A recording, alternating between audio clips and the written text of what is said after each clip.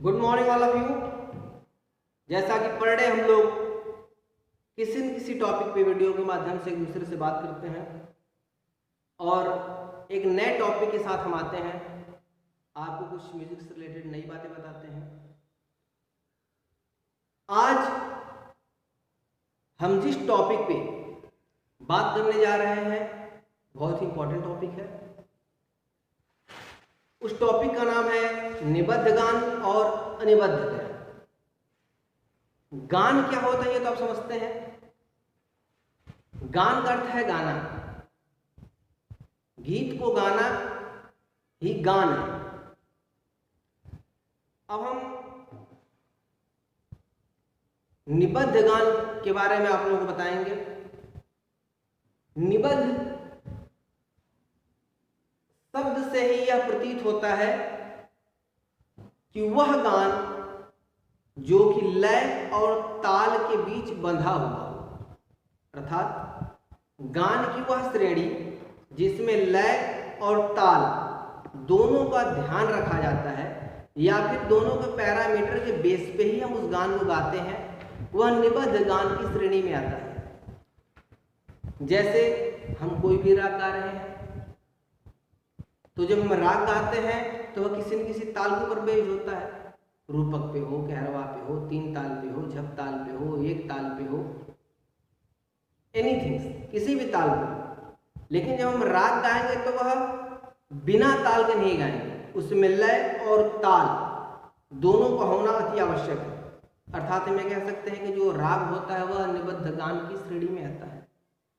दूसरी चीज, हम कोई भी देसी गीत ले लेते हैं, कोई भी फोक म्यूजिक ले लेते हैं, जैसे कि आप फिल्मी गानों को ही ले लीजिए। फिल्मी गाने भी हैं तो वो भी ताल पे चलते हैं, किसी न किसी ताल पर रहेंगे, बिना ताल के नहीं रहेंगे। क्योंकि जो ताल और लय है वह गाने की सुंदरता में चार चांद लगाता है। या फिर हम ये कह सकते हैं कि अगर लय और ताल का ध्यान गीत में न रखा जाए तो फिर वह गान की श्रेणी में नहीं आएगा। आप उसको कविता की श्रेणी में ले लीजिए, आप कविता की तरह उसका पाठ करते जा रहे हैं। लेकिन हमारे फोक परंपरा में हमारा जो लोक गान होता है उसकी जो परंपरा है उसमें कुछ स्थानों पर कुछ ऐसी परिस्थितियां आती हैं जहां लय और ताल का ध्यान नहीं दिया जाता है। ऐसी स्थिति में उसे अनिबद्ध गान की श्रेणी में रख दिया जाता है, क्योंकि वह हमारे लोक प्रचलन में है। हमारे लोक प्रचलन में वह गायन समाहित है, हमें आज भी वो सुनने को मिलता है। निबद्ध गान कहाँ कहाँ सुनने को मिलता है तो हमने आपको बताया। अब अनिबद्ध गान की भी आवश्यकता कहाँ पड़ती है, गाता कौन है, इसके बारे में थोड़ा समझा लें। जब हमारे यहाँ कोई भी शुभ अवसर होता है तो हम देखते हैं कि हमारे घर की महिलाएं गीत गाती हैं। शादी विवाह कोई अवसर हो, हिंदू परंपरा में हर अवसर पर कोई न कोई गीत होते हैं। तो जब महिलाएं उस गीत को गाती हैं तो जिन महिलाओं को सुर और ताल का ज्ञान नहीं है, लय का नॉलेज नहीं है, वो भी गाती हैं उसमें।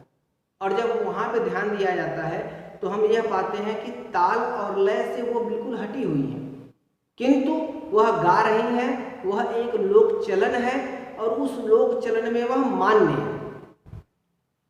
आप किसी शादी विवाह में जाइए, लोग गारी गाती हैं, लय ताल इससे कुछ लेना नहीं है, क्योंकि इंस्ट्रूमेंट्स ही उनके पास नहीं होते, बस वो गाती जाती हैं। उसमें शब्द प्रधान होता है कि वो कह क्या रहे हैं, वो जो मैसेज दे रहे हो मैसेज क्या है। सोहर ले लीजिए, जब आप एक कलाकार के मुंह से सुनेंगे तो वह लय का ध्यान रखेगा, ताल का ध्यान रखेगा, किंतु जब वह एक घरेलू महिला गाती है जिसके पास यह नॉलेज नहीं है, म्यूजिक के ये इंस्ट्रूमेंट्स उनके पास अवेलेबल नहीं है, उपलब्ध नहीं है, तो भी वो गाती है, बिना इंस्ट्रूमेंट्स के भी गाती है, उनके पास नॉलेज नहीं फिर भी गाती है, क्योंकि वो अपने भाव को व्यक्त करते हैं। जहां भाव प्रधान हो, जहां पे भाव प्रधान हो और सुर लय का विशेष ध्यान न दिया जाता हो, गायन की वह श्रेणी अनिबद्ध गान के अंतर्गत आएगी। फिर से आप इस चीज को समझ लें गायन की वह श्रेणी जिसमें भाव प्रधान हो, शब्द प्रधान हो, मैसेज प्रधान हो, इनकी प्रायोरिटी ज्यादा हो, वहां पे ताल और लय विशेष स्थान न रखते हो, वह अनिबद्ध गान की श्रेणी में आएगा। और यह हमारे लोक चलन में मान्य भी है। वहीं पे निबद्ध गान में स्वर, ताल, लय इन सब का बिल्कुल सटीक तरीके से प्रयोग किया जाना अति आवश्यक है। निबद्ध गान में हमको सुर, ताल, लय इन सब चीजों का बहुत ही बारीकी से ध्यान रखना होता है। राग गाइए, लोकगीत गाइए, कुछ भी गाइए, लेकिन वह एक टेम्पो में, एक मीटर में बिल्कुल एडजस्ट होना चाहिए। यह आपका निबद्ध गान हो गया और उसके नीचे हमने अनिबद्ध गान, आपको दोनों चीजें बता दी। इसके बाद भी कोई समस्या आप में से किसी भी व्यूअर्स को अगर आती है तो कमेंट बॉक्स में लिख के इसके बारे में हमसे और डिटेल्स पूछ सकता है। मैं उस समस्या को समाधान करने का पूरा प्रयास करूंगा। फिर मिलते हैं अगले क्लास में। Thank you very much.